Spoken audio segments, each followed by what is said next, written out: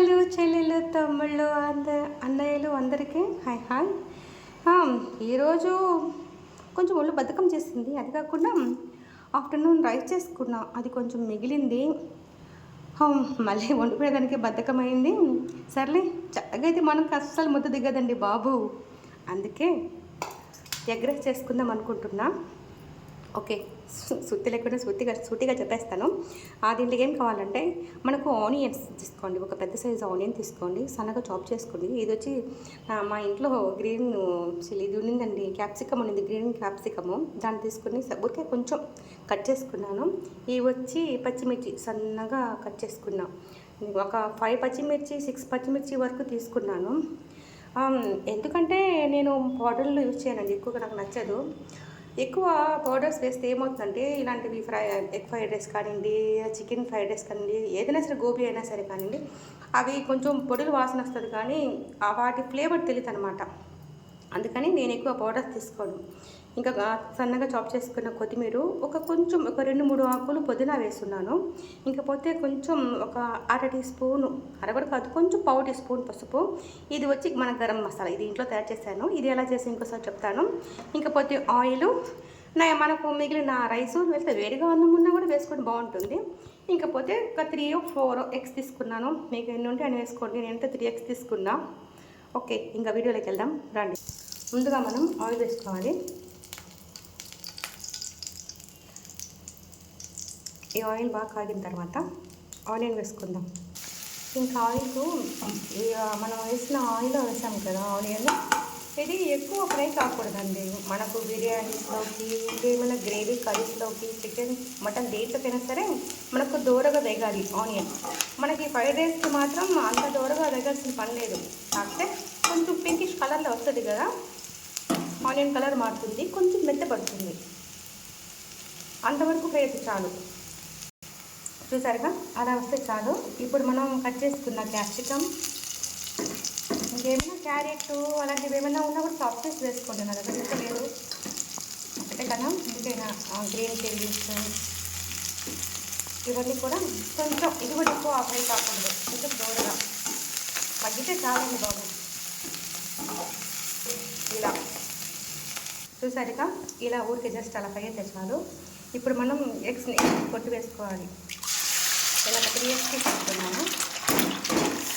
లేకపోతే రైస్ తక్కువ ఉంది కాబట్టి కొంచెం రైస్ కొంచెం తక్కువైనప్పుడు ఎగ్స్ కొంచెం వేసుకోవచ్చు. మళ్ళీ ఎక్కడ వదులుకుంటాం, దాన్ని అలాగే వదిలేసి కలపకండి. వెంటనే కలిపితే ఎగ్ బుజ్జి అయిపోతుంది. కాబట్టి ఊరికి జస్ట్ అలా, దీన్ని మాత్రం సైడ్కే పెట్టుకోండి.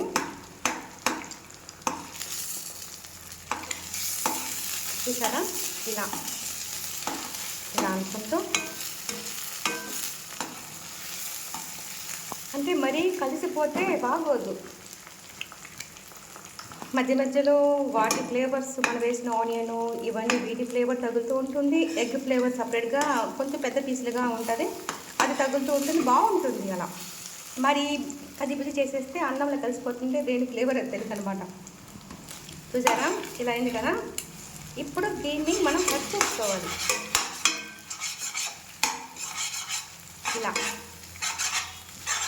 ఇలా కట్ చేసుకోవాలి. కట్ చేసి అప్పుడు దీన్ని మొత్తం ఇది కలిపేయాలి మనం. ఇప్పుడు ఇలా మొత్తం కలిపిన తర్వాత లైట్గా ఒక 2 చిటికేలు సాల్ట్ వేసుకుందాం. ఎందుకంటే ఆల్రెడీ మళ్ళీ రైస్లో ఉంటుంది మనకు. చూద్దాం, ఒకవేళ తక్కువ అయితే మళ్ళీ యాడ్ చేసుకోవచ్చు, ఏం కాదు. ఈ టైంలోనే మనం కట్ చేసుకున్న కొత్తిమీర, పుదీనా కదా, అది యాడ్ చేసుకోవాలి.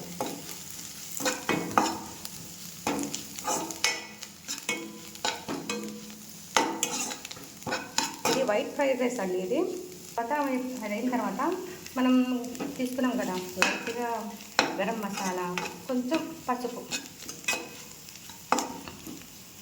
అలా వేసుకొని ఇప్పుడు ఇందులోకి మన రైస్ ఉంటుందో అది యాడ్ చేసేయాలి. చూసారుగా, ఇలా యాడ్ చేసుకొని మొత్తం కలుపుకోవాలి. రైస్ మొత్తము మనం చేసుకున్న ఇది ఎగ్ అంతా బుజ్జి ఉంది కదా, అదంతా మొత్తం ఏదో కలిసేలాగా కలుపుకోవాలి. ఇప్పుడు కొంచెం టేస్ట్ చూద్దాం, సాల్ట్ ఉందో లేదో, తక్కువ ఏంది ఎక్కువ. ఓకే అంటే చూసారా, 2 చిటికలే వేసాం, సరిపోయింది. ఇప్పుడు ఏం చేస్తారంటే మీకు ఇష్టమైతే టేస్ట్ సాల్ట్ ఉంది కదా, అది వేసుకోండి. వద్దు అనుకుంటే మాత్రం మనకు సహజంగానే ఉండే టేస్ట్ కావాలనుకుంటే నార్మల్గా ఇలాగ చేసుకొని తినేయచ్చు. కొంచెం పెప్పర్ పౌడర్ చల్లుకొని తినేద్దాం. నేనైతే కొంచెం టేస్ట్ సాల్ట్ వేసుకున్నాను, ఒక 2 చిటికేలు. ఇప్పుడు పెప్పర్ పౌడర్ని యాడ్ చేస్తున్నాను. బాగుంటుంది నోటికి అక్కడక్కడ పెప్పర్ బయట తగులుతూ. అంతే, రెస్టారెంట్ స్టైల్ అండి ఇది, డాబా స్టైల్ కాదు, రెస్టారెంట్ స్టైల్ ఇది. చాలా బాగుంటుంది. మీకు ఈ రైస్ లేదనుకుంటే మీరు బాస్మతి రైస్తో కూడా చేసుకోవచ్చు, ఎమ్మిగా ఉంటుంది. టట్టడాయ్, ఎలా ఉంది? ఇప్పుడు దీంట్లోకి కొన్ని ఆనియన్స్ కొంచెం లావుగా కట్ చేసుకోండి, బాగుంటుంది. పోతే ఒక చిన్న పీస్ లెమన్, ఇంకపోతే కీరా. అబ్బా, తింటే ఉంటుంది నా సామిరంగా. అబ్బా, సూపర్, టేస్ట్ కూడా అదిరింది. ఒకసారి ట్రై చేయండి, ఎలా ఉంది నాకు కామెంట్ చేయండి.